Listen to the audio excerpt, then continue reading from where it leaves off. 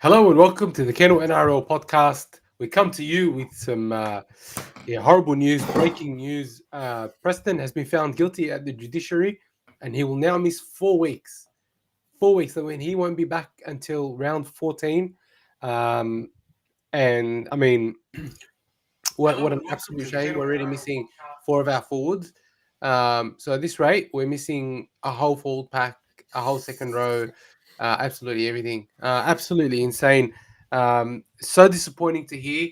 I didn't expect it to get to this level. Honestly, I thought the judiciary would take a lot of things into account, but I made a short early and I released, and I think the judiciary is an absolute joke. I don't really think they know what they're doing when it comes to how the system operates. It's all a big mess.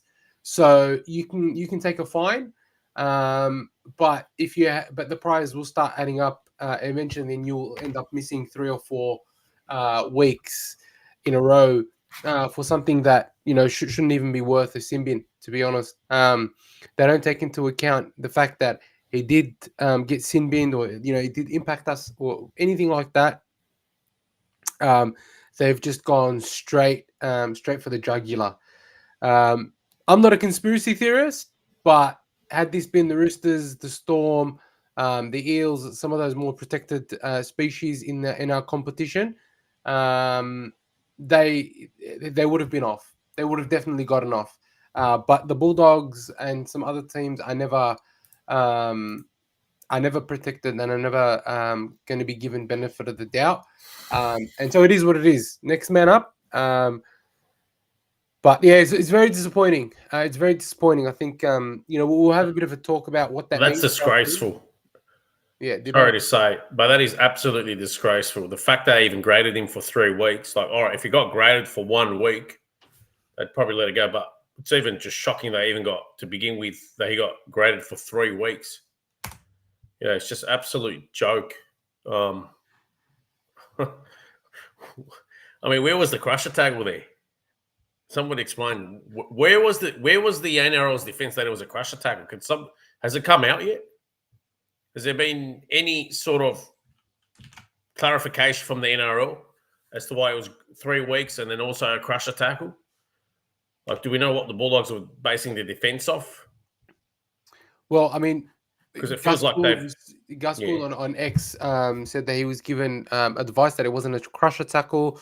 I think he was also saying that Tino spoke to them after the game, and he said it didn't feel like it was a crusher, or that he was attempting a crusher. So, I'm not sure what they based it on. I think it was a little bit of desperation because now we've got 5 or 6 plays out. Feels like you took Lionel Hutz to the defense. I mean. What was that? Lionel Hutz. Feels like you've taken Lionel Hutz as the defense attorney. You've gone from 3 weeks to 4 over nothing. I cannot believe this. It's insane. It's insane he even got graded for 3 weeks. I can't believe this. Man, I used to see speed tackles, people landing on their heads and then with a pat on the back. Great tackle. This was NRL level. Even the commentators just say, oh, what a hit. He's put him on his head. And it's nothing even happened from this tackle. It's insane. It's why they just fell. Just ridiculous. So now we've got, Stili Tupanua, Josh Curran, Jacob Preston, Sam Hughes, Jack Todd, 6 or 7 of our props and our forwards out. 3 of them due to suspension. The crackdown against in Brisbane wasn't bad enough. Now this bullshit is just unbelievable. It's just I don't know. It's an absolute farce. I think it's an absolute joke. It is beyond the pale at the moment that something like this gets 3 or 4 weeks, and a lot of the head high tackles that we did see over the first 8-9 weeks didn't get anywhere near that. Like Trent Loiero, Stefano Kamanu didn't cop anything. Didn't even cop a fine for the way that they sort of carried on against the Raiders, and that's good. I think it was good. But again, I'm not a conspiracy theorist, but the Bulldogs are copying, the rough end of the stick from the NRL. I think that's absolutely definite. I mean, look, again, Tupanua 5 weeks, Curran 3 weeks, Jacob Preston 4 weeks. I don't know. I can't wrap my head around how the NRL thinks that something like this is acceptable, and how they don't see this ruining the game. Adele Klink just makes a great comment. He says that the NRL is more concerned about the integrity of the officials than the game itself, and I think this is a really, really important point. It's a great point to make, that they're more concerned with maintaining the integrity of the referees and the referees' rubbish calls, as opposed to actually maintaining the integrity of our game. I think it's spot on. I'm not getting any rage out of you. Well, to be honest, I was hoping I'd be gutted if that was my play. I'd be absolutely raging it. I am. I'd absolutely be, expelling profanities, probably bashing the screen, abusing everyone chatting to me at this stage, abusing the NRL. That is just absolutely ridiculous. That now sets a precedent for a lot of teams to be disjointed this year over non-events. And then again, you probably get your usual favourites that will escape punishment. I don't think it was a conspiracy. I mean, I think you're on the money. Some teams have historically got preferential treatment and still will get it. But imagine that. The finals are around the corner and you get 3-1 games you saw against Brisbane, or non-events, for example. I'm not saying those were non-events. But imagine you get 3 similar events to 3 of your strike weapons, as to what happened with Preston. And then all of a sudden, 3 of your star players are rubbed out for 3 matches during the finals. Imagine that. Then it means they're pretty much not playing in the grand final either. Just over something like that. Yeah, I can understand a week. I'm sure the Dogs would have just said, all right, we'll take the week and walk away. And now 3 weeks, it rubs him out. It reduces you guys of a strike forward. And also, from what I heard, he was in tears when he copped 3 weeks. And it rubs him out probably of, a couple of Origin games, or just one, or it's just ridiculous. It's put a dent in him. Yeah, look. The problem why I'm not raging is because I think we know that the NRL has become a joke when it comes to its adjudication, when it comes to the rules that it makes, when it comes to how it approaches rule changes. The NRL it's become a joke. Like they'll do one good thing and then they'll ruin everything with, they'll ruin all their good work with some really bad decisions. Like, for example, they decided to change the way the judiciary operates. Right, no one really knows how it works, right? And now they come out and they tell you, okay, he's got 3 priors, so he's going to get done for 4 weeks if he contests and fails. Load of bullshit, right? Absolute bullshit that they have this system where it's not spelt out clearly. I'm sure there's even a lot of players that probably don't understand the way the system works at the moment. And the other problem with the NRL is that they keep changing things.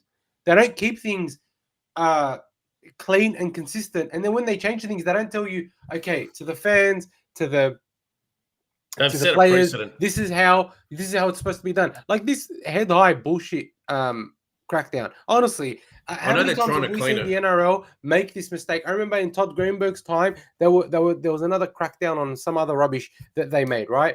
And it's like 5 weeks in, they decide to make this change. Why don't you take the off season, right, to make this decision to say, okay, guys, we're going to give you this whole off season. So the NRL should tell teams, we're going to give you this whole off season to prepare for this rule change, not bring it in 5 weeks into a season or 4 weeks into a season when you've trained in a whole different way, don't have time to adjust technique, don't have time to do anything at all. Keep going.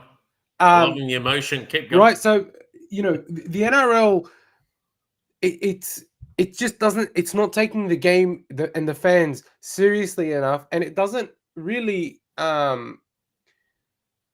take into account, I guess, the way it ruins, the fans' weekends, the way it ruins the supporters' enjoyment of the game, right? Where these bullshit decisions are made. Again, they tell you, he's got priors. What the hell is a prior? You're charging him $1,800. It's a fine. It should be the extent of it. But no, they tell you apparently there's a prior, and you're like, oh, The hell does that mean? And then one of your best second rowers, who one of the last standing, first graders in your pack, gets done for 4 weeks. And we have a top of the table clash, and they've just robbed us of a good spectacle. I mean, he's already missing a few players, but there's another one gone missing. I mean, now you could forgive us for giving Canberra overwhelming favourites to win that game on Saturday. You're missing a lot of key players now. Like, sure, look. If you look at Preston, starters, he's one of the form second row. Yeah, well, one of the form second rows of the competition. Missing him, Kikau. Kikau's there. Sorry, Curran. I didn't meant to say Kikau. I meant to say Curran. Tupanua. Sam Hughes injured. Jack Todd's injured. No Burden. No. Burden will be there next week. He'll be back now.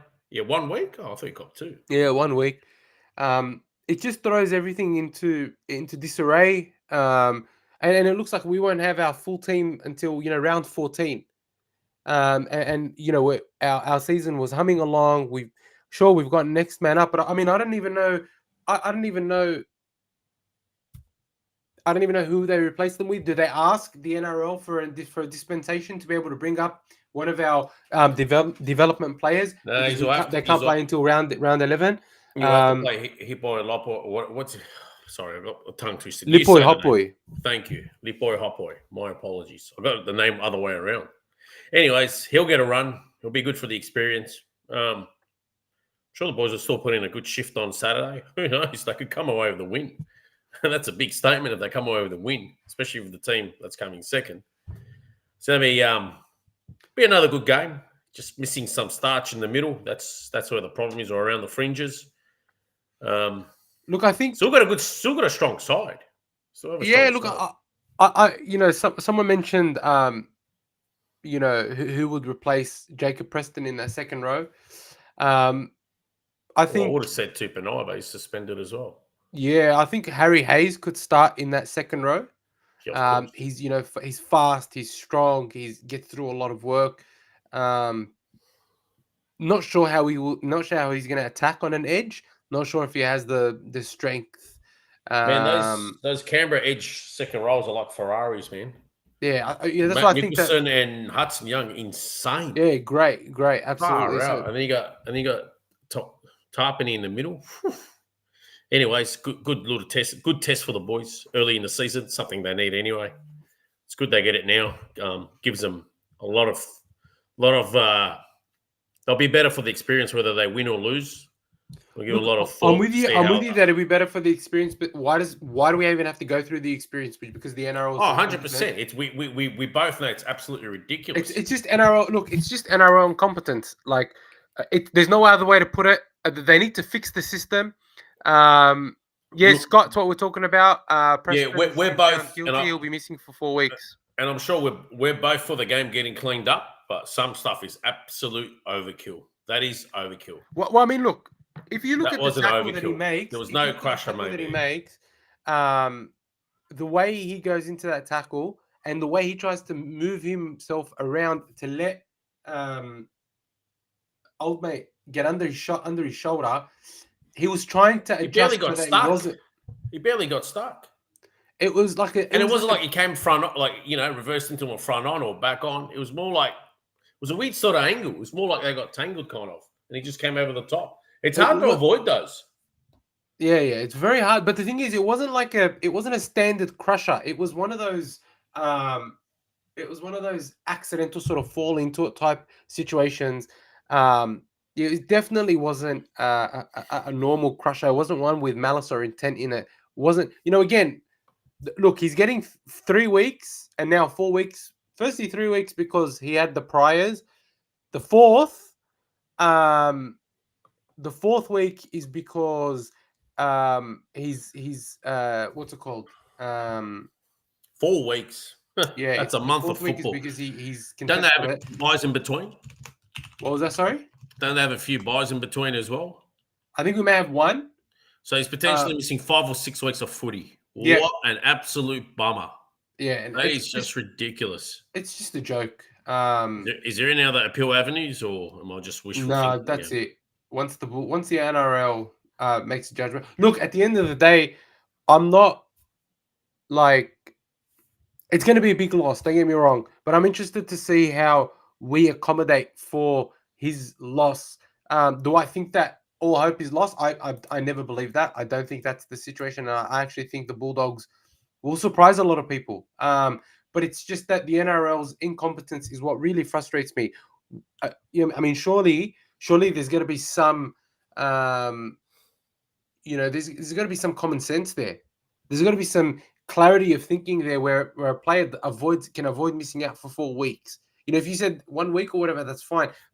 It's exactly agreed. There's no common sense. Like referees have no common sense. They're too rigid in their rulings. Clearly Tino was playing for the penalty, and so I'll bring up the I'll bring up the crusher now. Just give me a second. Let me just share it. I'll just share my screen.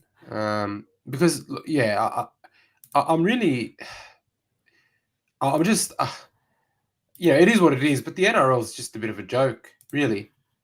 So if you look at, if we go back to the crusher.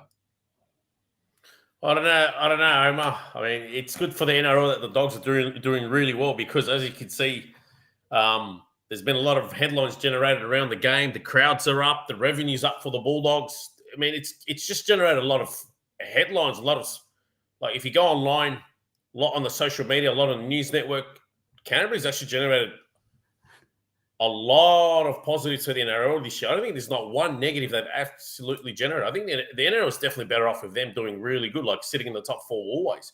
Way better off. They're a big club. So if there's a conspiracy to bring them down, it's the dumbest thing that the NRL could do. If they want to bring anyone down, that just shows how pointless they are. The Roosters.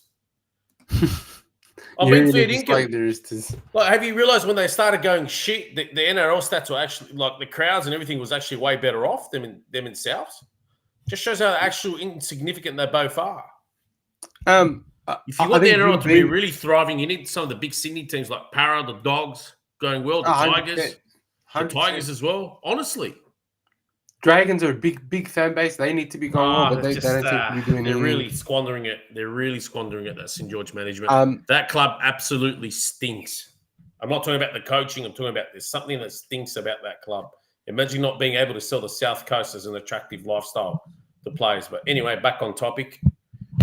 Yeah, Normeter's just made a quick point. Dibbo, the NRL is not acting like they love the Bulldogs doing well. I get a sense that they don't. You remember that scumbag Bulldog Richie made some really disparaging, disgusting comments about the. He's a retard. Honestly, that guy is just a retard. I mean, isn't he a Bulldogs fan to begin with?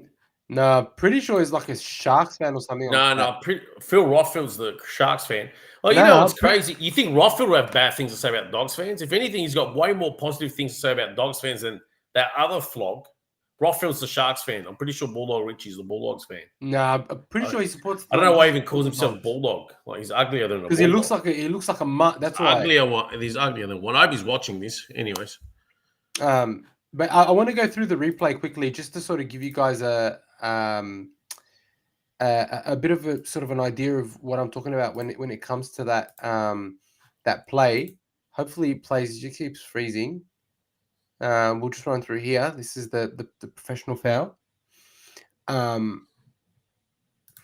Here we go. Here's the tackle. So if you look at the way Preston moves, he's actually trying to. Didn't even really get caught under him. Look at this, and then he flops out quickly. He just flops out quickly. Yeah, like he was just trying to. Yeah, that's not a 4-week one. In what world is this tackle? He's trying to get himself out of the way. In what world is this tackle 4-week suspension? Again, don't tell me about priors because I don't give a shit. This is not a tackle that gets someone sin binned and 4 weeks. You're trying to make it as though he got he knocked his block off. It was just the tackle gone wrong. There was no malice or intent in it. It's honestly, I don't want to keep talking about this. It's gonna be frustrating. It's gonna frustrate. I just want to add another perspective to this. This might be a blessing in disguise for the Bulldogs, because say they lose a few games, then they start getting disrespected, not taken serious. Everyone thinks they're not as a threat as much. Look, Can start working in the Dogs' favour. Just remember what I told you. I'm with you. Look, I don't deny that this could be, there could be a lot of silver linings. These are missing players, so don't forget what I told you. Yeah, look, 100%. But look, we've spoken about that for like 20 minutes. If I keep going, I'm going to lose my shit at the NRL. And what's disappointing is I actually think the NRL overall has made some really good decisions recently. They've signed the Perth Bears. They did a great Magic round. They tried to do the head high knock, crackdown, and then they realized it was shit, so they changed it. They've done a lot of good, to be honest, and then for them to make these dumb decisions, it just ruins it anyway. So when are the Perth Bears coming in the comp? 2 years' time? 2027. Nice. They can take Blake Laurie off our hands. They can take Jaden Sewer. They can take Tyrell Sloan. And wait. Did you say Jaden Sewer? Bro, I'm not going to talk about your rubbish Dragons yet. I want to talk about the Bulldogs. They can take them off our hands. Clean up our club for us. I want to talk about the Bulldogs' performance against the Titans. Now I know I've been very optimistic. I've been very cocky, very bullish. All this stuff. I thought it was good. But I'm actually really disappointed in the Bulldogs' performance that week. They scored 7 tries, missing key players. Away from home as well. Yeah, look. And it was wet as well, and rainy. Only let in 3 tries. I don't. It's not as much 4 tries, about, whatever it was. It's not as much about. It's not as much about the Bulldogs performing or winning. It's more about how they won, right? So after the Broncos game, I thought they would have come out and been even more clinical than they should have been. And we let in 4 sloppy tries.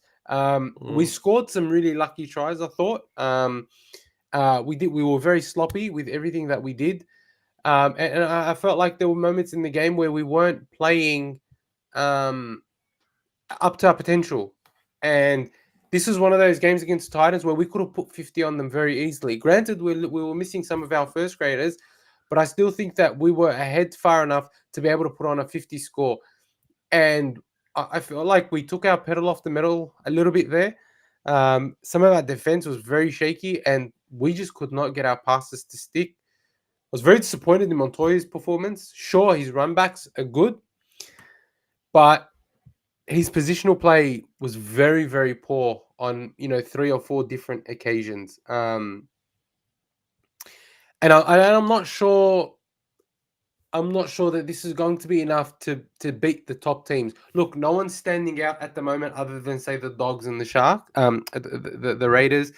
But come September, there will be teams that do stand out, and there will be teams that they will have better defense. Their attack will click more, and I just feel like the Bulldogs are not at the level where we can say to ourselves,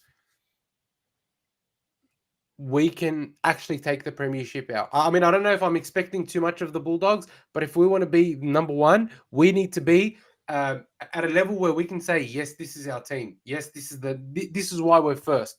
Whereas I feel like the Titans were too much of an easy team for us, and we didn't step up to the plate. We didn't knock it out of the park. And I'm really disappointed in the way the team performed, because if you look at the way how slick we were against the Sharks, how slick we were even against the Rabbitohs, we just didn't show that against the Titans. Yeah, we won, but this is not just about winning now. This is not just about us performing. It's about us being exceptional. It's about us deserving that number 1 position. If we had come up against a decent Manly or a Raiders or a Storm, or dare I say a Broncos again or whatever, again, we probably would have got smashed if we showed the same sort of attitude against them. So, I'm sort of not very happy with that performance. I'd love to hear your thoughts, Dibbo, and in the comments, guys, I'd love to hear what you guys think of that performance against the Titans. Very quickly before you talk, Dibbo, if I could just quickly give a shout out to Jamie Teasdale. He's given $2. He's saying that the game against the Raiders should prove we are grand final contenders, especially now with Preston out. 100% with you. I think it's one of those. It'll be a nice 5-week stretch where the Bulldogs dig in and we do debut a couple of players. What is great though is that we get 2 buys in quick succession. So hopefully that middle part of the year we can still pick up some wins and not drop too many points. Despite I know that we'll have a lot of players out missing. And just while I have everybody here, there's 40 people in the chat. Please, if I could just get you guys to give me a thumbs up and make sure to subscribe to any people that are lurking and aren't in the chat. Please be sure to click the subscribe button. Give us a thumbs up. It really helps boost the video in the algorithm. It helps us get more viewers and continue to grow. But yeah, Dibbo, what are your thoughts? Am I being too pessimistic about my team? If it was me, I thought it was a good response because the fact that they didn't play near their ability and still won by about 20 points. I tipped them to win by 20 anyway. I thought it was good. A lot of teams, half the teams I reckon would have coughed it up on the weekend and lost to the Gold Coast. They scored 4 tries or 3 tries, obviously some from loose balls and whatnot. I think 2 of their tries were one was Canberra pounced on a loose ball and went 90 metres. The other one was a loose ball. So, defence was still tight. They responded. They got the win. They didn't obviously play past, I felt, 3rd or 4th gear out of 6. I mean, that's just a fair assessment. And they still won quite comfortably. I'd be happy they come back and won and, got another win and just start again. They didn't exert themselves, I felt, which is good. I know they've lost another player, unfortunately.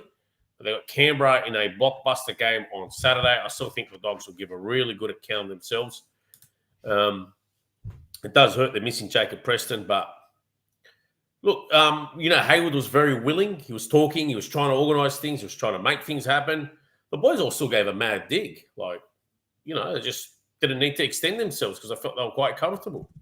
But even in the things that they did do, they just weren't clean. They weren't clinical. They didn't. Yeah, that's all right. Whenever your team plays crap, let's just assume they played crap compared to the standards we've seen them in some other games, and they're winning quite comfortably. Normally, it's a good sign because, it's a matter of time before they hit their straps. I'm just recalling seasons where, for example, I saw there was that 2010 season. St. George had a lot of games. They weren't nothing flash and won. And I felt good because I knew they would turn it on, and they did at the right times. I remember Melbourne Storm in seasons gone by. They played averaging games and somehow still won by 16 or 20 points. And when they turned it on, they turned it on. I've just, premiership threats, that's the good thing about them. They can still get an easy win without playing to their ability because when it gets to the business end of the season, more often than not, they're going to turn on the burners.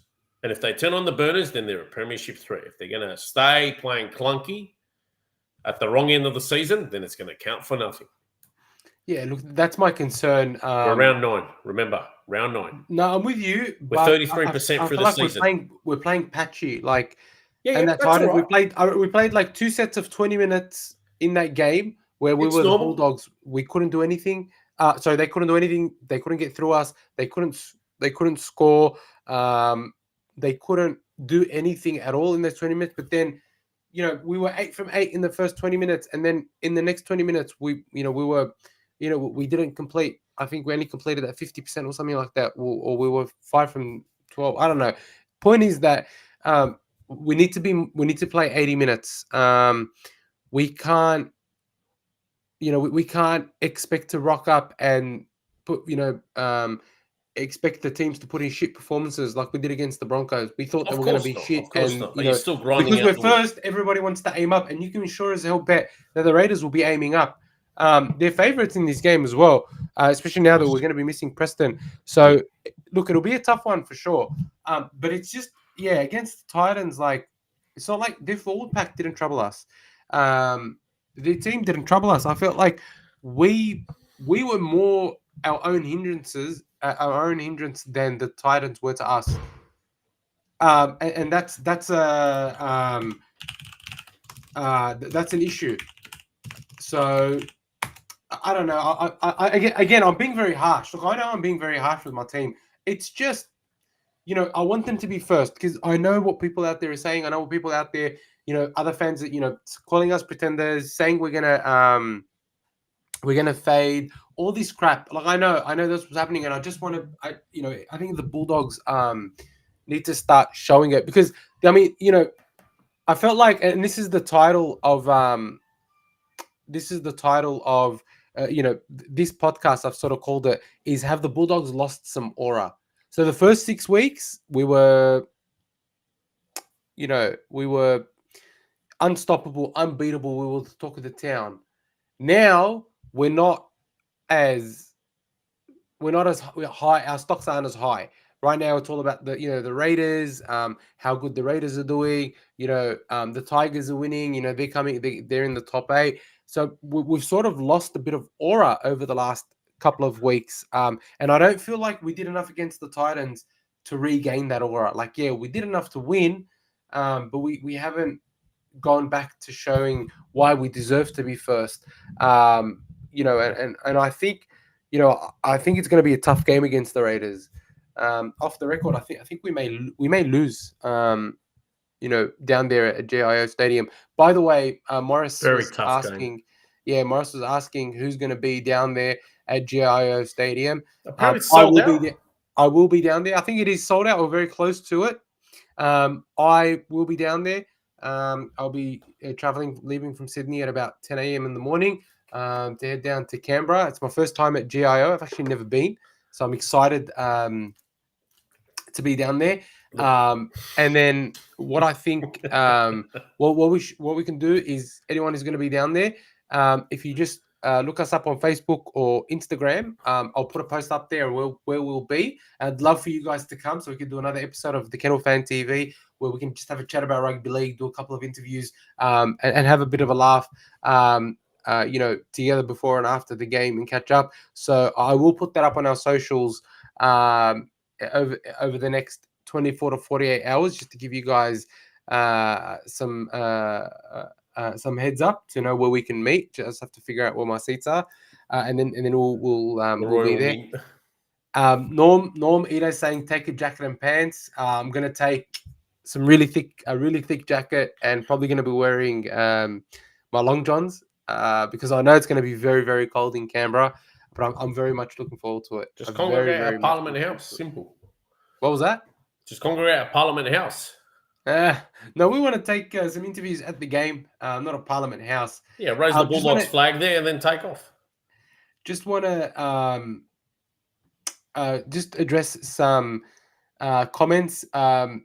Jim Beam's asking, what do you think about Montoya? Look, I think Montoya is a very hot and cold player. He's good coming out of our end, but I feel like his positional play, his timing, his catching are just not as good as I think we need them to. I think he lacks that finishing ability that Wilson has. I've always rated Wilson as a bit of an X factor on the wing.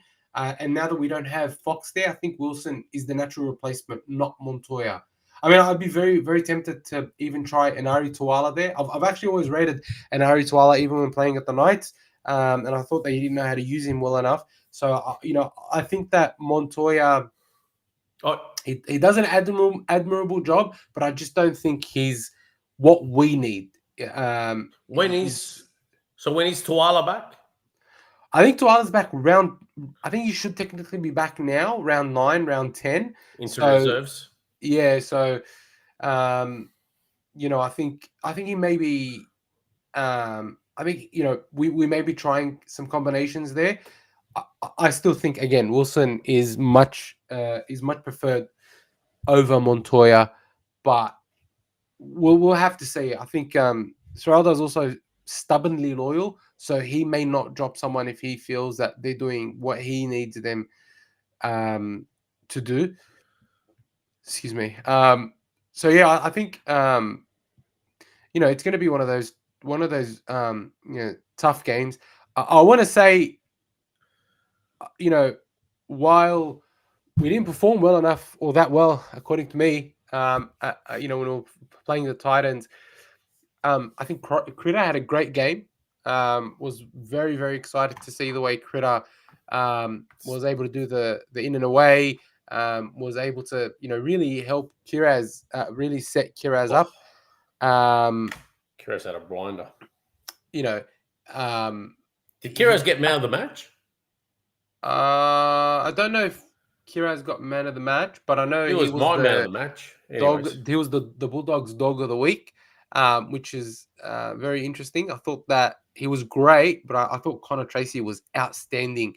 Some of those bombs, just his positional play. He was very good. He's running back. He was getting us started on the 30 or 40 meter line all the time. I thought he was. I thought Tracy was definitely the standout. But look, Kiraz under the high ball has been, enormous. I think, that's something that he's definitely been working towards. And, Sexton was putting it for him on a dime. And, Kiraz was there absolutely tearing it up. So, no hate for Kiraz. I love Kiraz, but I just thought Tracy deserved it. He's very, very much an unsung hero. Just quickly, Eddie Abs, I believe Horsburgh was Category 1 and should be out unless they try and seek an exemption. I think Horsburgh will be out. Why would he get an exemption for what though? Apparently, there's Eddie Abs is saying there's a Raw happening. Wasn't he Category 2? Because he showed his setup was just chatting to everyone. No, I'm pretty sure initially it was Category. He's showing signs of Category 1. Oh, I thought it was a Cat 2. Anyways, so if it's Cat 1, he's definitely out for 11 days. Isn't that it? Yeah. Well, I mean, unless they seek an exemption, So, I mean, I wouldn't be surprised if the NRL does give the Raiders a leg up again against us, which is to be expected, given they've just given Preston 4 weeks. NRL 360 apparently said the Horsburgh is playing. Look, I like the horse. He's in my Supercoach team, but there's no way that he should be playing, especially for a Category 1 HIA. They got him. Apparently, he's Category 1, and the Raiders got the doctors in today and cleared him. Again, not surprising. It is what it is. Let them have their full team available, and we'll still beat them. We'll definitely still beat them. I think Man needs to play a lot more than he has been playing. He's been playing roughly, 35, 40 minutes on average. I think against the Raiders, we're going to need him to play a lot more. We're going to need him to straighten up our attack. Against the Titans, I felt like in the second half when he was on, he was absolutely on fire. Was just absolutely everywhere. And then he just, he brings Salmon back on, and Salmon, he moves slowly. He doesn't pass as swiftly, and he does stunt our attack. So, I definitely think that, Man should be playing lock for a lot longer, especially given that I think now Salmon will be starting in the second row alongside Kickout on that right-hand side. He'll keep, I think Ciraldo will keep Hayes. Canberra is silly to play Horsburgh. They've got big depth. This is the opportunity to give someone else a go. Like, you can just put Papali'i back in the starting lineup, and then you just promote either Sasagi or Pasami Solo straight into the bench. And they've got Trey Mooney as well. Surprised that's right. Trey Mooney can't even get a start in that team. Yeah, surprised no one else signed Trey Mooney. Like, I think they re-signed him last year for a couple of years. He'd walk into so many 17s. He'd walk into the starting, into the 17 and maybe starting lineup in the after sides there. Yeah, I'm surprised. I'm surprised the Dragons haven't attempted to. I'm not surprised anymore. Trust me, I'm not surprised. I would have thought they'd. Come on, get over. Surely they don't have any more surprises in store for you. I don't know, man. I don't know that their performance on the weekend was just. It's got to the point. It's funny. It's got to the point where it's no longer rage. It's just look at it and laugh. That's coming from a fan's point of view.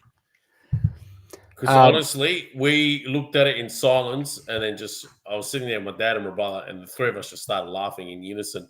How embarrassing that was! He knocked it, Cole, and then they went in the other end and scored. Honestly, it's got to the point where you just laugh. That's what it is now. It's joke of a club. I think with the experience that they've bought, I still think that it's the youth of the Dragons that are playing the best. You've got hands down, Hamish Edwards, Dylan Egan, take it away. Yeah, Lycan Togia, some of the younger players like the Catron brothers. They've been your best performers. They've been your best performers. There's another one debuting. Yeah. There's another one, Loco Pacifica Tonga. So a bit about this guy.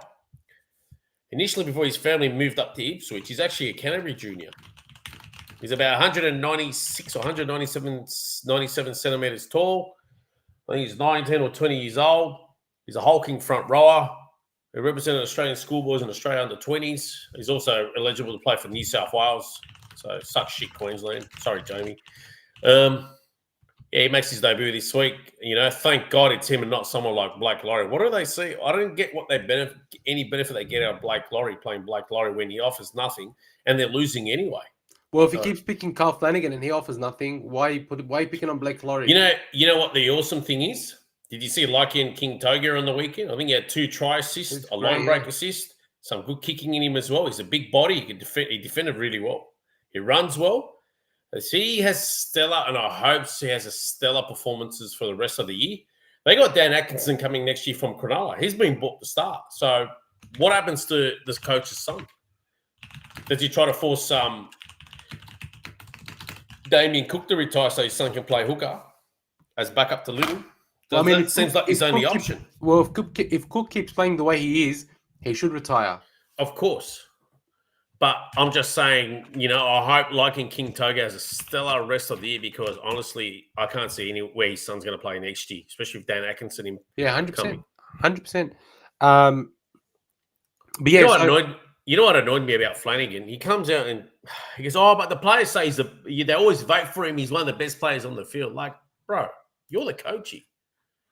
You got to coach, Of course, the players are going to say the coach's son was good. Just on the way of kissing ass. Anyways, just on the Titans, how long do you think Desi has before they start? If they don't show anything in the next 4 weeks, he won't see out the year. You reckon? Because of these owners, they're the ones that moved on. What was the previous coach's name? Jacob or something, or Justin Holbrook. Yeah, they came in because they wanted to win 3 premierships in the next 5 years or so, or 10 years. They wanted to win like 3 in 10 years or 3 in 5 years. Remember the new owners? So they moved on Justin Holbrook, and they were sitting in the top 8 to get Des. They might give Des to the end of the year, but honestly, mate, they got to move because there's a lot of coaches out there that want to coach. It's always worth giving someone new a go. There's somebody out there that's just going to be a find, like Serraldo. Can't keep using the same recycled coaches. Do you think that they will? Yeah, go on. Do you think that they would rather help him clear out the team? Right before they get rid of him, because I feel like that's what they might do. I feel like they'd rather clear it. They'd rather do a clean out. Have to. You really need to clean up the squad, and the Dogs have proven that. Like they did it a lot with Penrith. They cleaned out Penrith, but not in one hit. They brought in. They kept upgrading their players, so they cleaned out the old stench. Canterbury did the same thing, albeit Canterbury did it a lot quicker. They got rid of all the old stench. That's I don't want to sound insulting or anything, but you get rid of the old formula, you start new, and it works a wonder. St. George's still got a bit of the old stench sitting there, and they're the ones they need to get rid of. Yeah, 100%. So that's what the Gold Coast needs to do. Like, if they're going with what you suggested, then they will give Des till next year. But, man, if they're going to, if they're really going to be demanding as to what they should be, those new owners, then Des, if he doesn't show anything next 4 weeks, he is gone skis. Do you know what I think should happen? I reckon a team like the Panthers should give David Fafita a call and just tell him, hey, come to us and you win a premiership in the next couple of years. I think he's sat out now for the reserve grade. He's not been playing. He said he's got some health issues or something. Yeah, he's got a ankle. He's saying he's got an ankle issue now. Like Dolphins got room in the cap. Somebody on here, who was it saying that Martin Tapau and someone else is not going to be re-signed? Like Martin Tapau can understand. He's 35 this year. I remember training with Martin Tapau 20 years ago. Well, that's how old we are. Look, I reckon the Titans are going to be a different team once they get Kieran Foran back. They don't have a genuine 7 going with both Preston and Campbell and Brimson. Are you watching my fingers? Yeah. Kieran Foran is 35 years old. Come on. So what? He's broken. He's a patchwork. He's not any better than he used to be. Hey, sure, listen, he might be better than what they have. No, he's better than what they have, right? He'll come in there and he will make a massive, massive difference. He'll make a massive difference in their attack, in their leadership. Tino can't do it all on his own. What, for the next 3 months and then his career's over? Crimson should not be 6, right? For the next 3 months? That the group, send him back, put Brimson at fullback and put Preston Campbell at 6 and Foran at 7. And I'm telling you, they're going to be the biggest. They're going to be a whole different team. They're going to be like the Eels with Moses. Yeah, but he's only got but he's 35. Is he playing on next year? He's only got 3 or 4 months left in his career. Yeah, even that. But that's why fine, even bother? No, I'm with you. I mean, that could be the case. But if they want to avoid the spoon this year, that's what they're going to have to do. I think they're going to get the spoon. I can't see anyone else. I mean, Parramatta had good improvement. No, Maybe Parra might fight. I can see the Knights. I can see the Knights getting it. No, that was a good win on the weekend. That was good. Yeah. South won't. They'll get their players back. They keep having injuries. It doesn't stop with that club. Just want to give a quick shout out to Jim Beam 07, Everin. So he's been following the podcast, I think, from the very beginning, and I just want to give you a big thumbs up and saying, hey, thank you so much for following, bro. We love always. What's his name? Ephraim. No, Jim Beam 07. Yeah. Oh, I thought you said it was Evram or something. Everin. He messaged me on Insta. It is the name on Insta is Everin, but it's Jim Beam 07. Is he a physio? I think he's just a bit of a gym junkie. Oh, okay. Because I know Ephraim up Dulwich Hill ways. No, Everin. Anyway, Ephraim. Point is, big shout out to Jim Beam 07. Love having you on. Want to shout out everyone here: Jordan, Norm Eder, Jamie Teasdale, Mark Jessup, Ex Defiant, Eddie Abs, Scott Wood, Zatar, Jim Beam 07. All you guys, love having you. Love you guys. Love you having you guys around. Please give us a thumbs up. If you are watching, just give it a quick thumbs up. If you are in the background and haven't subscribed, please be sure to subscribe. Again, it just helps us continue to build and to continue to grow as a YouTube channel. Very, very excited. We're 30 away from 2,000 subscribers, or a little less than 30 away from 2,000 subscribers.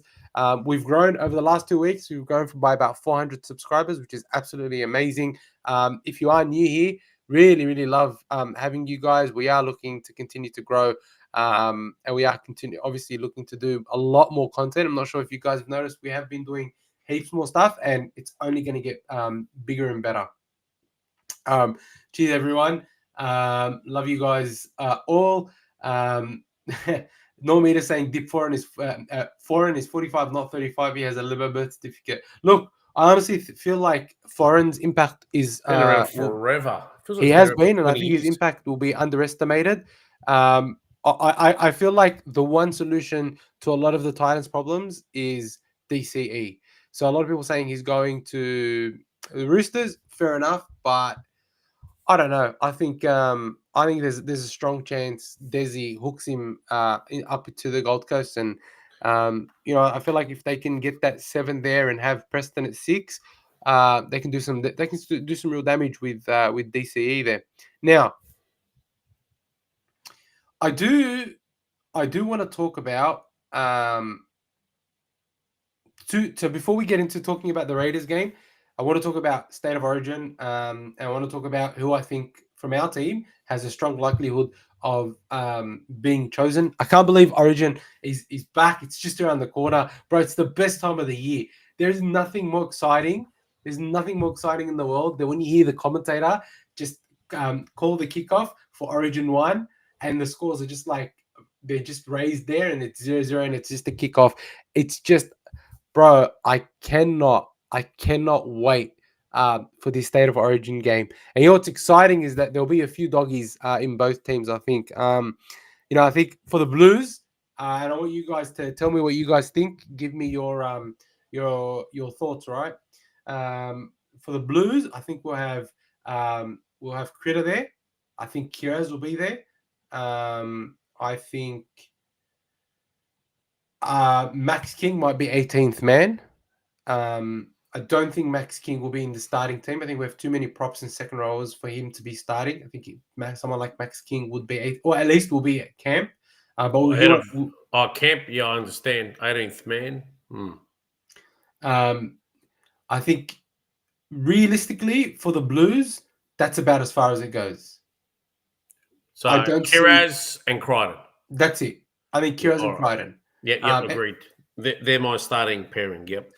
And I think Kiraz's been knocking on the door of Origin for a while now. But after since come back, he's been unstoppable. So I think that those are the two for New South Wales. For Queensland, I think it's a little bit more interesting. I do believe. Harry Grant? I don't think Harry Grant will be back in time for Origin 1. Yeah. So that puts Marnie and Man squarely. Ooh, man. Yeah. Well, I mean, Billy Slater's already come out and he said that he's a big fan of Kurt Mann and of Trent Loiero, and they have the Origin traits. Trent right? Loiero. I think Mann has to be there. I think he'll hurt the Blues quite a bit with how he straightens the attack and also how hard he hits. Who's your hooker contenders for Queensland besides Marnie? Marnie, Ben Hunt. I wouldn't play Ben Hunt. Kurt Mann. And I don't know who's another hooker that could play. They'll probably go with Ben Hunt because he's worked well for him for the last 10 years. But I think Ben Hunt he's been ordinary this year. Very ordinary, very out of form. Looks like he doesn't really want to be there. He may seek some compassionate leave to move back to New South Wales because he doesn't want to be up there. Cronulla this time because he was living in the show, but he put up I think he sold his house.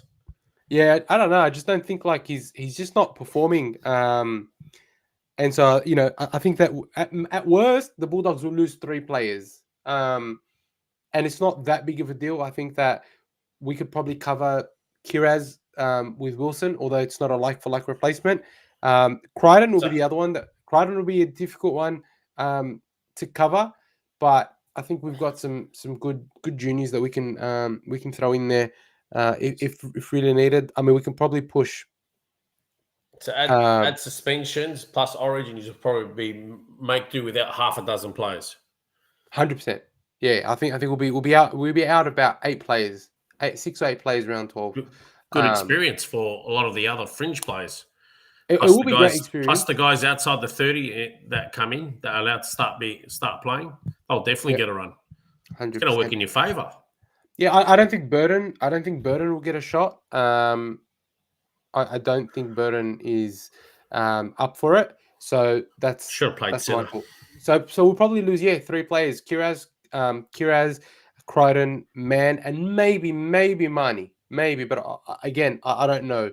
But I think it's looking like we'll lose 3 players on top of our current suspensions.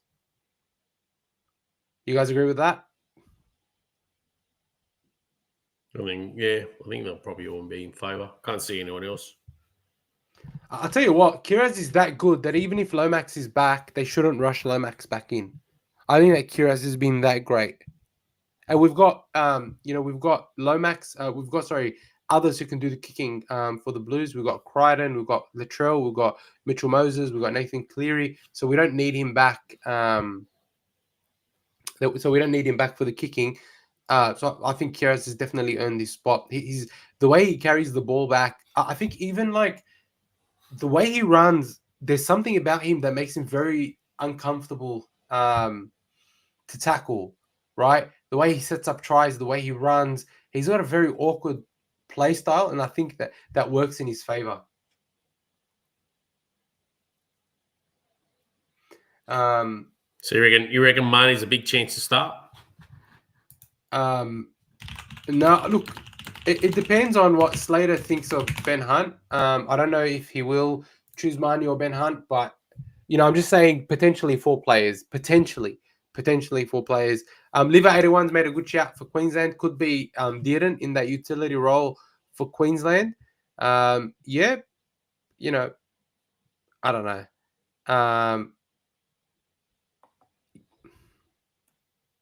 Dearden, I don't know. Normeter's saying that Lomax or Turbo will take winger spot with To'o.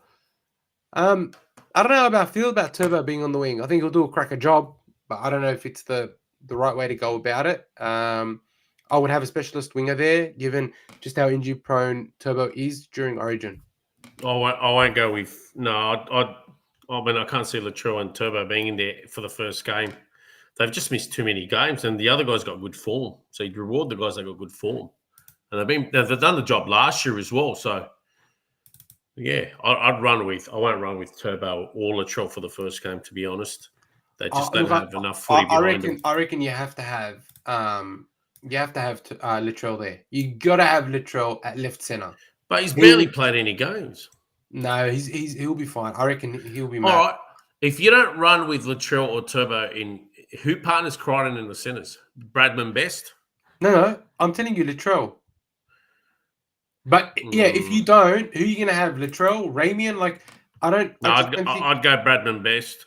No, I don't think Bradman Best's been very good at it. Like, he's been okay, but he hasn't been great.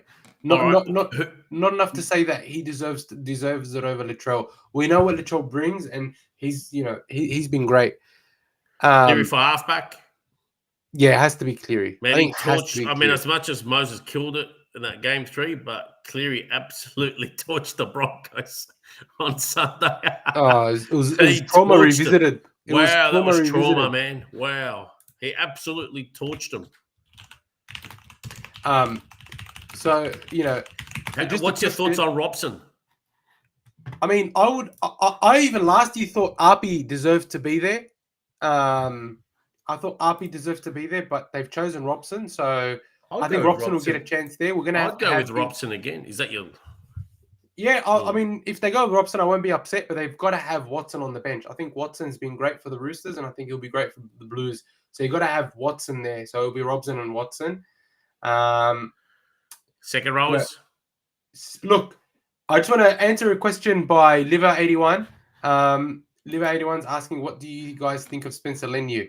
Spencer Leniu will be on the bench. He's got to be on the bench. He absolutely has to be on the bench. He'll be there, and he'll be tearing Queensland to shreds. I think Mitch Barnett will be another one there on the bench, I reckon. So you'd have Crichton, and who would the other second row be? There's no Cam Murray, don't forget. Crichton, Martin, Yo, right? Yeah, as the second row lock combination. Then you'll have... They choose themselves. On the bench, you'll have Watson, Leniu, Barnett, Olakawatu. I think that's your bench rotation. Nice. I would have Edwards over Teddy at fullback. I chose Teddy because he's absolutely been torching it. Nah. I'll just put up my lineup right now, just a quick one. This is how it stands before round 9 or round 10. We're up to round 10. I just went Teddy, Ta'al, Critter, Best, Kiraz. Then I went Luai, Cleary, May, Terrell May. Have we all forgotten about Terrell May? No, he'll be starting. I think he'll be starting prop with Payne Haas. That's why I have Barnett on the bench. Yeah, nice. He's been enormous for the Tigers. Yeah, he's been great. Is there something we're missing? Like, as to why the Roosters let him go? I still don't get it. Who cares?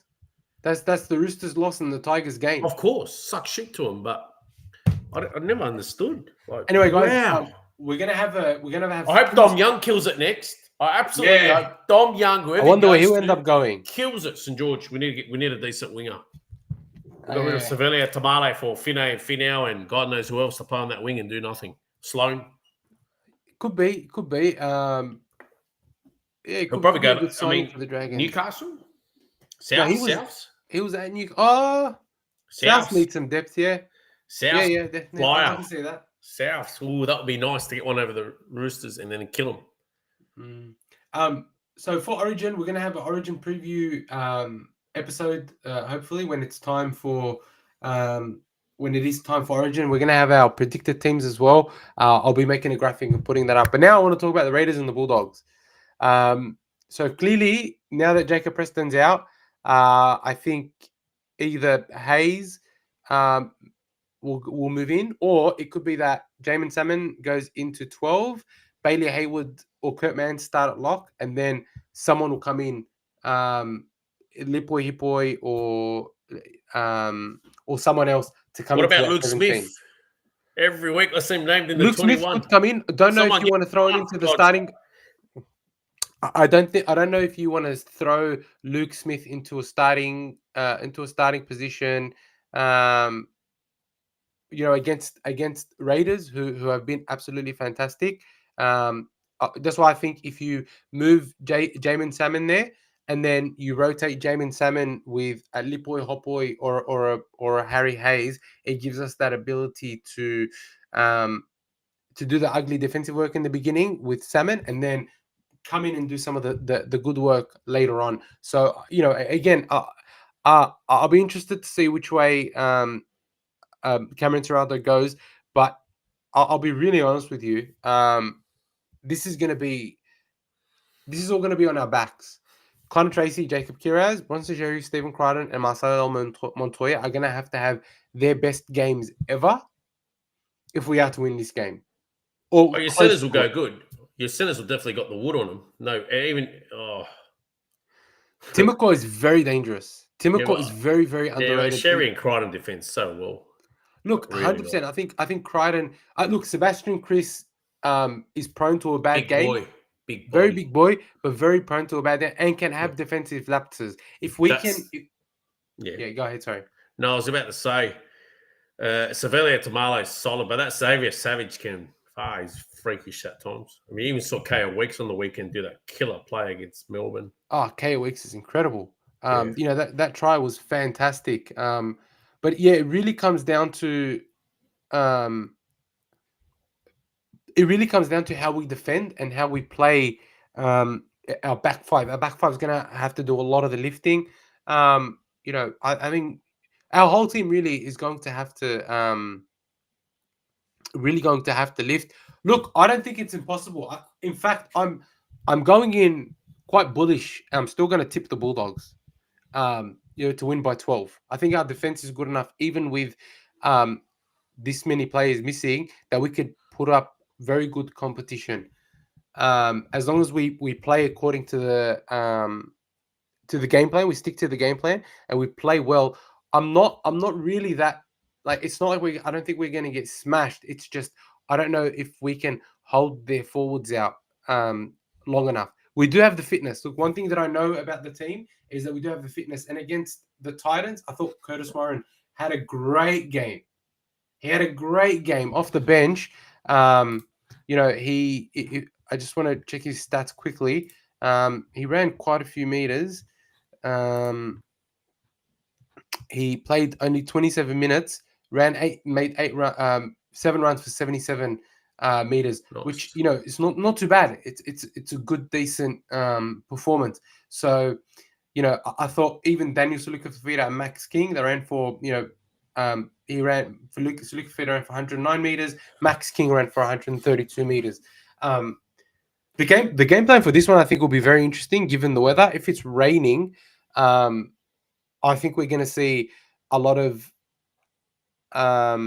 one out running and heaps of Burden bombs. I think Burden hopefully Burden needs to get back into the kicking. I feel like since he's sort of this year, he hasn't kicked enough this year in terms of long and high. So that could be the game plan. I don't think Eddie Ab's asking, will Kikau be moved to cover Young? Young will eat salmon alive. I don't think they will move Kikau to the right. They'll keep him on the left because Burden kicks off the left, and I think what they will do is they will target on that edge. They'll target KO Weeks with the big bombs, and Kikau will just be rushing up, putting that pressure on him, and that's how we're going to keep them in their 40. Because one of the things about the Raiders is that if you pressure them, they will falter under good defense. But we do have struggles under the rain. I think Norman is just mentioning it. So that's why I think that they won't move Kickout from the left to the right because his kick chase after Burton's bombs is so important. The other thing is I do think Kiraz will target Savage under the high ball. I think Sexton will put up a lot of kicks where they're going to be targeting Savage under that high ball. Because I do think that while Savage is good and fast, he does have deficiencies under the high ball. He's had those problems before under the high ball. Do you recall Dibbo last year and the year before? Savage has had some issues under the high ball. Yeah, he was at fullback, so then he ended up getting moved from fullback to the wing. Yeah, that's right. Yeah, I mean, he's improved, but yeah, he's definitely got the drops with him. Not bad at the high ball, but I mean, with a wet game, cold like Canberra, hopefully someone with a boot like Burton. You know what? For me, Burton is going to be your most important player because I just feel like he's a missing bit of depth in the forwards. So his kicking game can get you guys out of trouble. It can also put you on the front foot. They can also ping them down in their quarter of their field, basically deep in their own territory. He's going to be the most important game. He's going to be the most important player for you guys on Saturday. Because he will be able, if he uses his asset well, he can really, really pull these out of a hole. I think what we're going to have to be very careful of as well is our discipline. I think someone's mentioned it there. Norm Eater's mentioned, please, no sin bins and suspensions this week.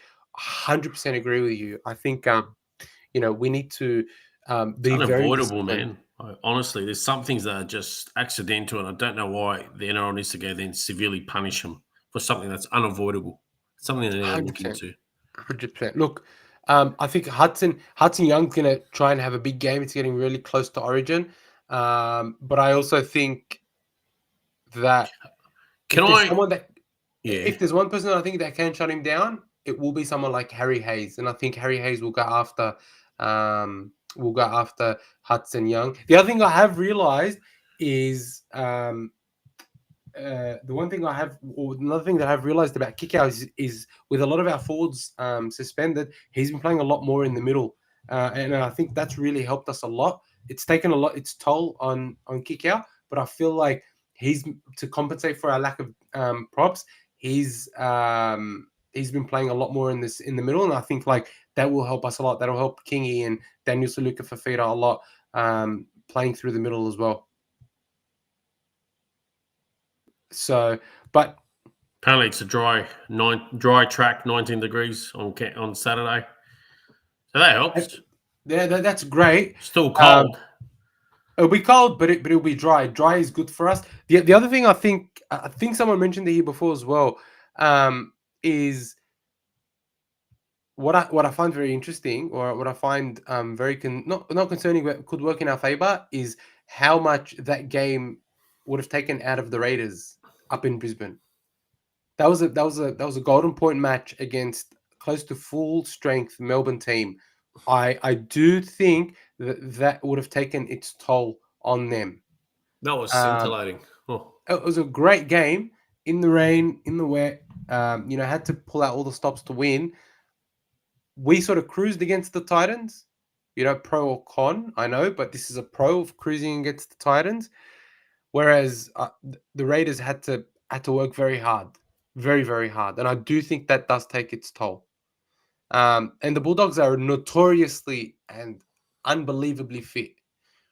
We may not be able to put 40 points on them, but I also don't think they're going to be able to put more than, say, 16 on us if we're switched on. If our defense is switched on, genuinely, if our defense is switched on, I think we can hold them to 12 or 14 or 16 points, and then we can just go in there and just get our roll on and just tick the scoreboard over. Because I feel like as long as we're defending well, we can get into playing our style of footy. Our line speed won't change too much, even without Preston. We're going to be we're much worse off without him. But I do think that if we can play Bulldogs footy, we can definitely win. Even with the team that we've got, I still think we can definitely win. It just depends on if we can get them playing our footy as opposed to playing their type of high-speed footy. I think Critter will need to have a big game. And then I think, as you're right, the halves, Sexton and Burton, their kicking games need to be excellent. They need to show us masterclass. Like the way Cleary just ran Brisbane ragged, we need to run these guys ragged. And look, I do think we've got it. I do think we have that in us. So look, I'm gonna call the score. I'm gonna say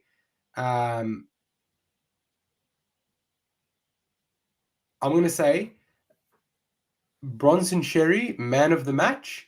Bulldogs 24, Raiders 14. Because it's going to be Bronson. By the way, I want to say big congratulations to Bronson Sherry. It will be his 50th NRL game.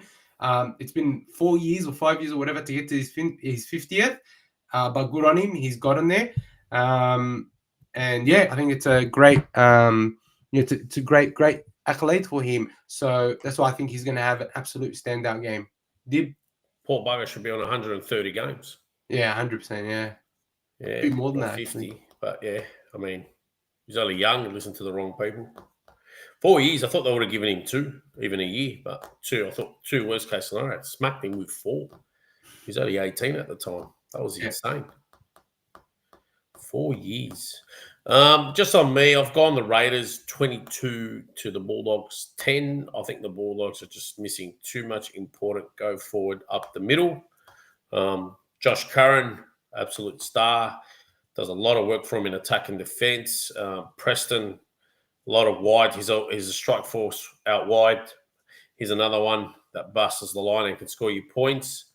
He's missing his own. Then you got the what's he called, the buzz saw off the bench, Tupanua, when he goes up the middle and he rips a hole through the middle and he busts through. If he doesn't score, he's making you at least 30, 40 metres.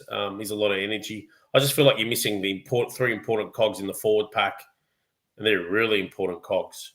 So I think he's will be lacking some sort of go forward. I'm not saying he's lacking it totally, or just that extra starch. So I think Canberra will get the upper hand. I think they'll get his 22 to 10. That's a fair shout. I'm honestly not sure. I don't think Canberra will win by a lot. Like, everyone thinks, oh, hey, look, they're missing players. 30 plus or whatever, 20 plus. I think it would just be like two try game. Like you guys touched on, Canberra might still be tired.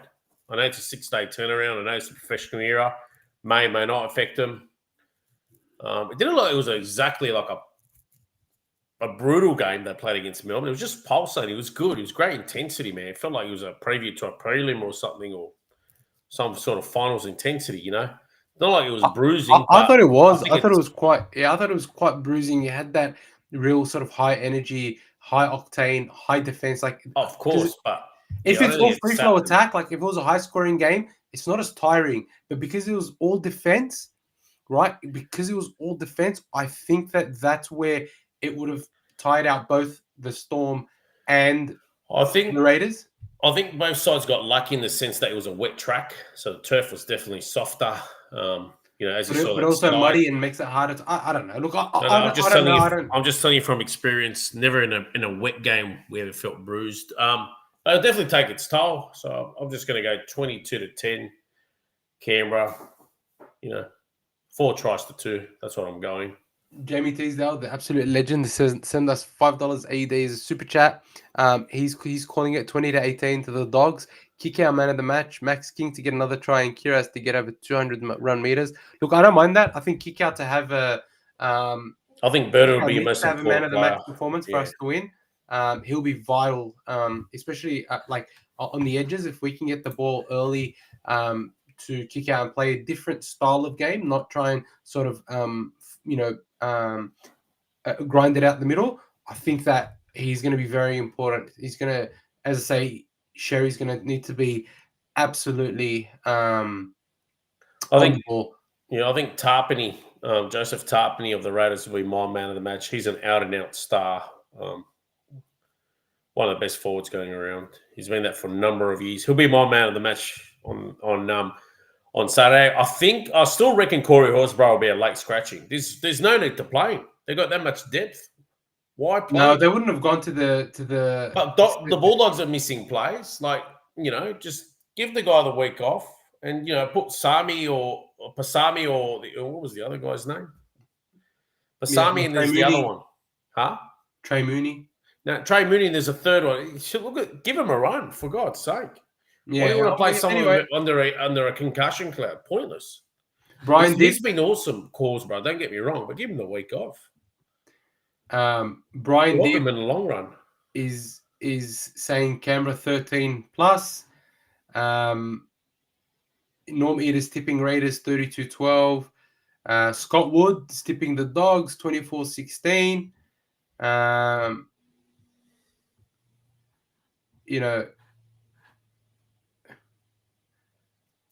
X-Defiant Updates thinks that may not be the case. He's saying that the Raiders have won 5 in a row.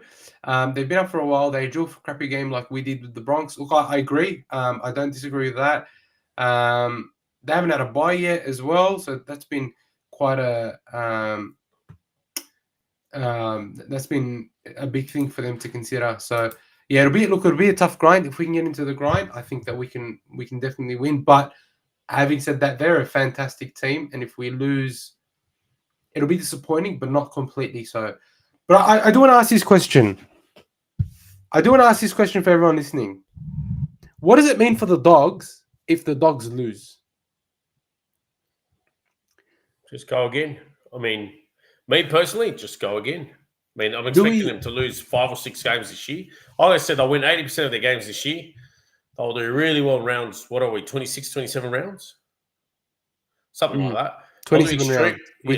They're not going to win them all. There's going to be, look, if they've got their backs against it, doesn't mean, sure, they lost. Just means it goes back to the drawing board. Yeah, it gives but I'm asking you a tough question. We versed the Broncos, we got smashed. We go up against the Raiders and we lose, notwithstanding the fact that we'll have, 6 players out, 7 players out. If they lose, that's all right. That's all right. It battle hardens them. But does that diminish our Premiership? No. Authenticity? No. I'm asking everyone that's watching as well, all 37 of you guys. It will not diminish them. If they're missing a lot of players, if anything, it does them a favour. A loss does more for you than a win in this situation. You're only 9 or 10 rounds in. A loss would actually do you more. Sure, take the win. Fantastic. Keep the juggernaut rolling. But if you're missing players and you lose a hard-fought game, it's going to do a lot for Cam Serraldo. It gives him a challenge. What if we get smashed? That's all right. Now he has to juggle the team. You know what? It does him a favour. Now he doesn't have the exact hard decision of my players are performing week in, week out. I can't change the players. Now he's got a perfect excuse to put someone knocking on the 17th to come in. There's a lot of positives to come out of this game. I agree whether you win, lose, or draw. I'm telling you now. I agree with you. Hang on a second. And he's away from home. Hang on. Brian Dibb wants to talk about saying we're only missing 5 players. Karen Satilli, Preston, Sam Hughes, Jack Todd, and who's the other one that we're missing? Tupanua, Curran, Preston, Jack Todd, Hughes. Sam that's Hughes. 5. You got 5. I've mentioned 5. And Ari Tuala. All right, he could be considered a 17. That's your half a dozen. But we're just going to go off the 5 that regularly been playing for, because Tuala didn't play with you guys last year. Okay, but the other 5 would have slotted straight into our team. Of course. That's what I'm saying. You're missing about half a dozen players. Yeah, so Brian Dibb saying we're exaggerating. We've literally got 6 players. Doesn't matter if Jack Todd is a fringe player. He was starting, and if he had not broken his hand, he would be available for selection. I reckon Todd would have been in your... I reckon Todd, the way he plays, keeps getting injured though, but he would have been in your 17 for the rest of the year. He was. And even Serraldo was saying that he was going to be there for a long time until he broke his hand. Well, the beauty in all of this now, Jack Underhill gets, I'm sure he'll get a game in a couple of weeks' time. Yeah, I think round 11. I reckon round 11. The big blondie. Jack Underhill will definitely get Hulk Hogan. Yeah, he's going to be a great player for us. I have a feeling that Cassius Tia as well will get a chance to play. They have big raps on Cassius Tia. The other one, yeah, I'd love to see a half get a start. I just want to see if they can offer a spark, man. Something. Norm the reason Sam Hughes hasn't played this season is because he's been injured. He was, if you remember round 1, he was actually named in the starting side. He was named in the starting side. So, look, regardless, you're missing about 4 players. You're missing 3 important cogs in the forward pack already that we named, like Tupanua, Curran, Sam Preston. Hughes it was our starting forward all year. Yeah, That's I know. I'm just 4. saying for this year, like, you're Todd, already missing important players. Yeah, like you can't diminish. You can't really diminish how much we're missing, right? But you want to try and already it's a positive to come out of this game. It's giving the other players a chance to step up. Look, 100%. I'll be interested to see how Lipoi Hopoi goes. He has been performing very well in New South Wales Cup, and I think like he's been on the edge. He's been 18-man a couple of times now, right? So I feel like he's sort of chomping at the bit to get an opportunity to play.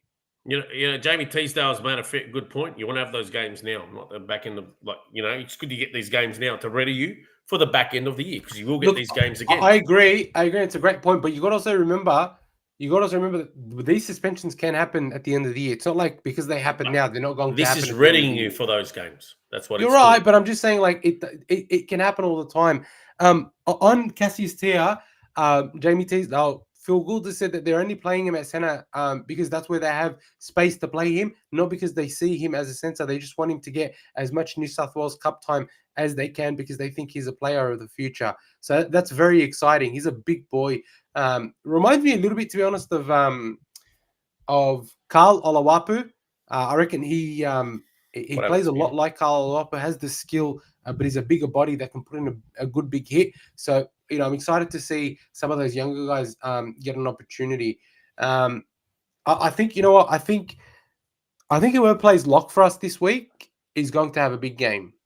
Whether that's Mann or Haywood, I think they're going to have a huge game for us because they're the ones that are going to be straightening up our attack and they're the ones that are going to be getting the balls to the edges where I think we can burn them. I think it'll be tough for us to go through the middle of the Raiders.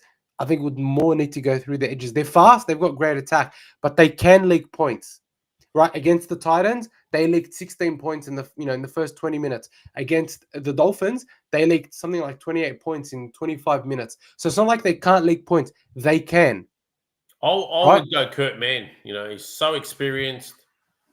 I'll definitely go Kurt Mann to start that game. It's a big game. Yeah, I don't know. I get the feeling that Seralda likes to bring Kurt Mann in when the team's a bit tired. X-Defiant, have a good night. Thanks for joining, brother. I really appreciate you. Mate. So I think, it'd be interesting to see. I'm just so excited about this game. I'm actually going down to Canberra. Again, I'll be in Canberra. So whoever's going to be at GIO Stadium, please go to our Instagram or our Facebook. Just follow us there. I'm going to have a post up saying we're going to be meeting at this particular place, so that we can catch up, we can meet up, we'll do a couple of Kennel Fan TV interviews and at the lodge. Just have a bit of a laugh together. It was be a really really good game. Conduct an interview with Albo, So yeah, look, up the Dogs. I do want to just quickly before we go, do a quick tipping round. Just to see what the tips are. If you give me a second, I'll just bring that up. How'd you go with your tips last week, Dibbo? I think I was 6 out of 8. Wow, 6 out of 8. Yeah, so I think I'm sitting 3rd or 5th in the work. And that's because I missed the first round, half of it, and then the second round I missed the first 2. And so if you didn't, I gave away about 4 or 6 points. If you didn't tip the Dragons, you'd be first. I told everyone to tip the Tigers. Did you tip the Tigers? Good. I did. Yeah, Tigers were great. I was saying on the podcast, and if a few of the boys here, they kept messaging me who they should tip. I told them why the Tigers.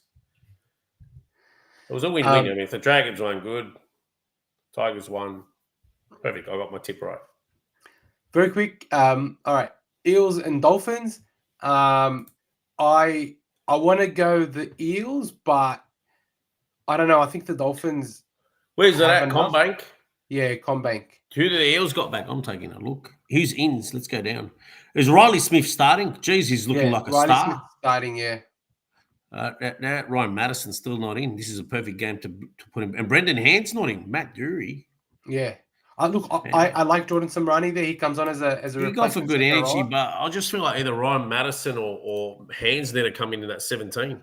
No, I just don't think. I just think that Ryan Hands wants to was get rid good of him. last year. Anyways, I like their back line. The Dolphins' back line. I think Isaiah Katoa will take it upon himself to test himself against the Eels captain. And this is I think, Thursday night. Nice. yeah, Thursday night. Yeah. Ooh, far out. Yeah. The Dolphins know how to lose a game. Yeah, they That's absolutely 2 weeks in a row. Honestly, 2 weeks in a row against the Raiders, and then we saw it last week. They threw that away as well against the Warriors. Was it the Warriors? I'm confused. Anyway, no, it was against the Raiders. Remember? Yeah, the Raiders, but the one in the game in Queensland, Magic Round. Yeah, that was the Roosters. They got pummeled. Yeah, sorry. They coughed it up against the Roosters as well. Like, yeah. So I'm gonna say Dolphins by 12. Yeah, that's a good shout. I'll roll with that, even though I think Parra could spring the upset. But Dolphins, that for that Saifidi, he's come back. He goes good. I'm gonna Newcastle. The other Saifidi Titans.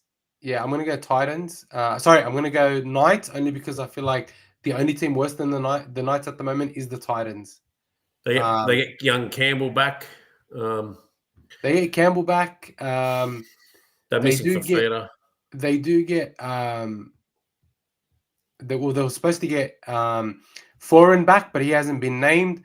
So it'll be interesting to see how they go this week with Campbell back. I think they will be a better team. I think Ponga. I think Ponga and Fletcher Sharp torch him like that. I reckon it's going to be a high scoring game. I'm going to say it's something like 46-36. Ain't kidding. Yeah, these teams can't defend. 100%. 100%. 46, I think actually the Knights have the second best defense in the competition. Yeah, but but that was because of the first couple of games. But after that, they got opened up like a can of worms. They couldn't even score a point themselves. No, they couldn't score points, but they didn't have many points. Anyway, I've got Knights. It's going to be an open Broncos. game. Yeah, I'm going to go Broncos only because I feel like the Rabbitohs too many players. Way missing. Too many injuries. They do get Jamie Humphries back. Which yes, they have. He's playing halfback. Yeah, I think it's big for them. Latrell's back at fullback. They've got Siliva Havili at 9. Wow. So look, it's not a bad team, to be honest. Getting players back, you're right. Jai Gray's on the bench. I thought he was out. No, he's on the bench. It's actually a solid lineup. They're still missing a few, but what a solid lineup. And he's dropped to Vita Totola. Broncos by 14 or 18. Take your pick. I'm going to go Broncos by 4 or 6. I don't think think the Broncos are a joke. Wayne will come and get his old team again. 100%. Right. It's at Accor. The Broncos are a joke. I don't know. I think it'll be. You don't know who's turning up. Yeah, you don't know who's turning up. We're really speaking the Dogs first against second. How good does that look? Raiders are favourites. I think we already gave our 22-10 Raiders. You went something similar, I think, about the Dogs. Yeah, I went 26-14 or 24-14 to the Dogs. Dragons and Warriors. Look, I haven't even had a chance. I mean, I saw Loco. I haven't seen the Dragons lineup, to be honest. This is the first time I'm seeing it. Has much changed, or is it still the same? Besides Loco, who's Loco coming for? Gula? Let me just check. Clemmer's there. Yeah, for Gula. Gula's been dropped. Dreadful. Oh no, he's not even in the 21. Is he injured? Must be injured. Well, he must be suspended. Or suspended, actually. I think, it must be suspended. It's good to see him getting a start. I thought Leilua was strong for you guys off the bench. Jacob Little needs to start. I don't know why he keeps starting Cook. Cook has been absolutely garbage. We need to find another hooker. Anyways. Corey Allen, great to see him back. Hey, I thought it was decent. Nothing special, but I thought he went decent with somebody that hasn't played in about 2 years for some horrific injuries. Yeah, I thought it was great. Terrell Sloan needs to go. Sorry, Terrell Sloan is I'm going Warriors by 8. Look, Warriors. Hey, if you go back about 4 to 6 weeks ago, I called out the Warriors as a rising stock. So give me credit. You for did. That. They do get Dallin Watney-Zelezniak back. They do have Kurt Capel at centre. No Rocco Berry, He was injured. Rocco. I think Rocco Berry was dropped. I think he injured. I think Rocco Berry's injured. You're right. Sorry. He was playing injured as well. Like I thought he Look, Roger Roger. Tuivasa-Sheck is in the Wow. reserves. Look at the depth. Yeah. Tamari Martin, 18th man. Yeah. But keep in mind, as I say, Is Roger that- Tuivasa-Sheck is in the 23. Is that Healy on the bench? Yeah, Sam Healy. Healy's too. Yeah, Yeah, nice. so I reckon there may be a last-minute shuffle where I think maybe Leka Halasimo will go back to the bench. I just think the Kemper Warriors will go back to second row, and Roger Tuivasa-Sheck will come into the centres. Warriors by 8, and you know why? Because all their players put in. They don't sit back and rest on their laurels. Every single one of their players puts in. Yeah, I want to go Warriors. Aaron Clark I want to go puts Warriors his by hand 12. up. Yeah, that's a good shout. That Aaron Clark puts his hand up to outdo Mitch Barnett. Just show you how much they want it. Yeah, Aaron Clark's a freak, man. He's been so good. Mitch Barnett puts you a mad shift, and then Aaron Clark goes to go outdo him. It's insane. And what about the halves? Before we go on, how good have the halves been? Luke Metcalf and Metcalf's been great. Look, I'm still not too bullish on Chanel Harris-Tavita, but Luke Metcalf's been fantastic. So you know, I think Chanel Tavita was he the one that kicked that 15-meter goal against the Broncos? No, that was Luke Metcalf. Metcalf as well. He was my man of the match last week. That tackle was phenomenal. Yeah, he got me like 130 points. The one they pulled off on the Cowboys. Woohoo! Fantastic. What was that? Sorry. Fantastic, that tackle in the corner. Oh, bro. Wow. Like, he won him in attack and then in defense. Like, phenomenal. My man of the match. I think he was my player of the round, to be honest. Despite how good Cleary was, I gave him my player of the round. Yeah. They got the Cowboys and the I think the Panthers are going to put 50 on them. I think that the Panthers, let's just I won't tip them every week till they get over the Cowboys. If they get over the Cowboys this week, I've been tipping them every week anyway, to be honest. I'm with you. The only thing is, I think that the Cowboys are pretenders. That was one of the tips I got wrong. They've had Panthers. I tipped the Panthers, believe it or not. That was I was so vindicated. I was so happy that I tipped. It's funny, you don't tip them, then you go back to you tip them, they lose, then you finally tip against them, they win. I think that the Cowboys are massive pretenders. They've had a couple of things go their way, and they've won a few games, and all of a sudden they think they're doing very well. I think the Cowboys are pretenders, and I'm just happy the Panthers won. If the Panthers can play even remotely like they did against the Broncos, I reckon the Panthers will put 50 on them. To'o is back. I think To'o will give them a lot. Yes. What about those forwards off the bench? Wow. Mitch Kenny's back. Good. I thought Mitch Kenny, adds a lot to them. And then on the bench, they've got Luran Patea, Liam Henry. Wow, he was good. Schneider. Yeah, he was good. And Thomas Jenkins. I don't know if that's the forward pack that he's going to go with. I think Thomas Jenkins might drop out and get another forward. Or Somerton, but I think this will be a great game, and I think that the Panthers are going to show us why the whole competition has to worry about them. That's my honest opinion. I know Ruben Cotter. There you go. Harry's all over it. Commentary, Bulldogs commentary is all over it. Harry Schwakey. Yep, that's right. Keep an eye out for him on socials. Bulldogs commentary. Sam McIntyre is playing in the lock position in place of him. So, look, I think Cotter's been absolutely horrible this year. I don't think he's been very good at all. But, he's still a very experienced, head that they're going to be missing. Then it's going to be the Storm and the Tigers in Melbourne. They'll be angry. They'll be looking to be clinical. I actually got the Storm putting on an emphatic victory because they've been mediocre this last 4 to 6 weeks. I got the Storm winning something like 42-14. Like, I think they're pissed off. I honestly think. I'm going to go Melbourne. Yeah. I'm going to go Melbourne because the conventional wisdom says I have to go Melbourne. But I'm going to say they're going to win by 8. I don't think it's going to be as emphatic. I think it'll be an emphatic one. I don't see the Tigers keep handing. Harry Schwakey, Bulldogs commentary reckons Tigers by 2 down there in Melbourne. That's a big call. Where's that Melbourne Storm flock that always comes? He was commenting earlier. Is he still on? I hope he sees this. Where's um, that Melbourne Storm flog? yeah, Anyways, he's not I'm around. gonna tip the Storm because of conventional wisdom, but honestly, I would not be surprised if the Tigers go down there and shock everyone. I'm not saying they will, but I do feel like the Tigers are building, um, and their forwards and second rowers are Did really, anyone really doing a great job. did And then anyone get Talenty Silva off the suspended? bench is killing it. No, No one got suspended from the Storm? no one, And not no Trent Harry Moyer. Grants. So Yeah, Bronson Harry Garlick Grant's not back starts. yet. Oh, nice. All right. Very good. Yeah, Going so to I be a think cracking game, this one. But I yeah, don't know. I just feel like they're Melbourne going by to be six. clinical after losing that game. Anyways, Melbourne I hope by it's a close 6. game, to be honest. Yeah, I think it will be, to be honest, but I just don't know how close it's going to be. Then I think it's the final game of the round. Yep, Cronulla, Battle of the Beaches. yep, Eagles versus Sharks. I'm going to Um, go the Sharks. I think Eagles are just out of it. I don't know. Something about them. Ever since Cherry Evans and Look, I don't know, a weird one. it's in Manly. I'm gonna go. You're I'm gonna inclined to go. go Manly, of course. Yeah, I'm gonna go Manly. Look, in a close one. I think that'll be the last time the Sharks and Seagulls played, which was not even 4 weeks ago. Manly were horrible. Manly was absolutely pathetic. I think that they'll Look be a at lot better Manly's this week. bench. Yeah, it's a rubbish bench. Like, yeah, look at their bench. That's dreadful. I'm going to go Cronulla. Sorry, I'm going Cronulla by 12. That is a dreadful bench. Sorry. Look, Like, Tommy Talau, either start him or don't play him. yeah, agreed.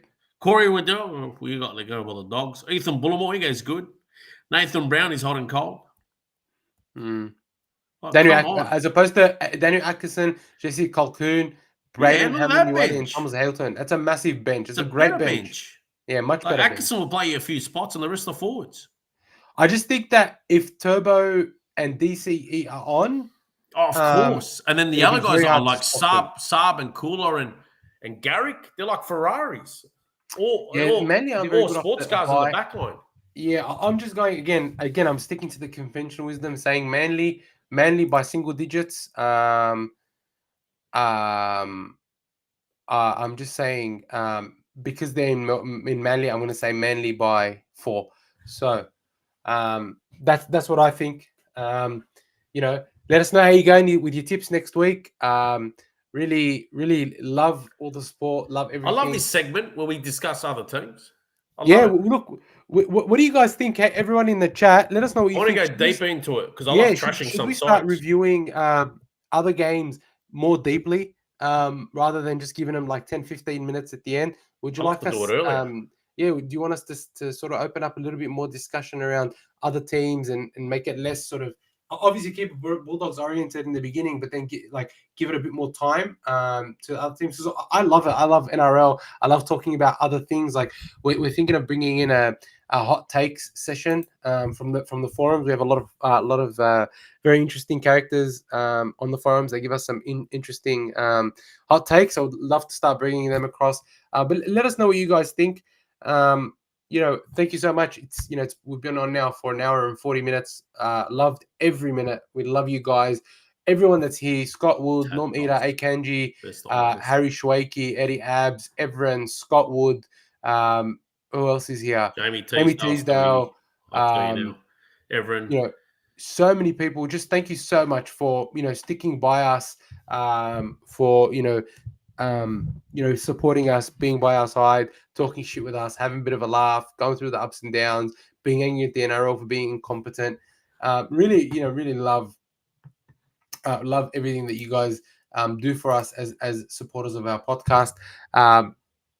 Love you guys. If there's anything particular that you guys want to see from the podcast, if there's any media that you have, any points that you want to talk about, hit us up here in the comments. Hit us up, on Instagram, on Facebook. You can send us an email, podcast@thekennel.net.au. We love to hear what you guys have to say. We love to get you guys involved. Please, if you guys want to see anything from us, if there's anything we can do better, please let us know. We are going to try. Look, we said we're going to go to a new studio. We did say that we're going to go to a new studio. Things have happened where it hasn't actually been as smooth as we would like it to have been.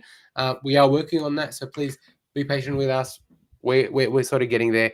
Thank you very much, guys. Really enjoy all your support and all your presence. If there's anything you want us to know, anything you want us to do, please let us know.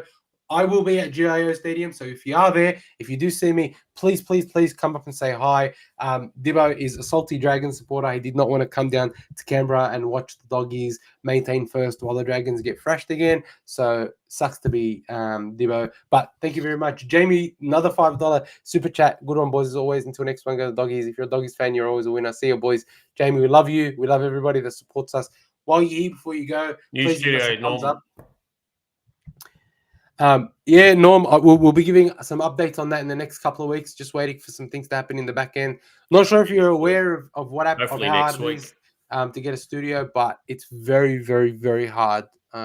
Especially when we want to be able to deck it out with. We had to abandon the last one. We want to make it better than the last one. Make it easier for us to do more episodes. Wasted our time, anyways. One of our things that we want to do with the studio is go live twice or 3 times a week as opposed to once. So maybe post-game review, go live, and then Tuesday nights go live to discuss the team list. So we're trying to do a lot more, but one of the things that we're struggling with is just getting people to cooperate. But anyways, I promise we'll give more of an update. Thank you so much for your time. We love you all. If you are in Canberra, say hi.